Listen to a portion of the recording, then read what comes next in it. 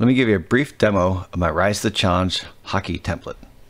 There's a full tutorial included with the instant download. You can easily insert your subject, simply shut off my sample subject, and then have an extracted subject that you can drag and drop into the template.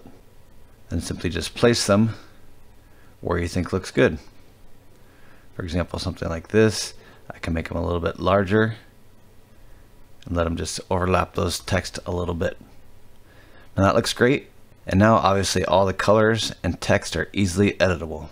So if I was changing this to match this team, I could adjust the background color. I can adjust the flares and any text. The subject's name down the bottom can be shut off. If you're a volume photographer and have hundreds of subjects, you may not want the subject's name, or instead you could put the mascot down there, you could put the year, or even the team logo. Simply adjust the text to whatever you like.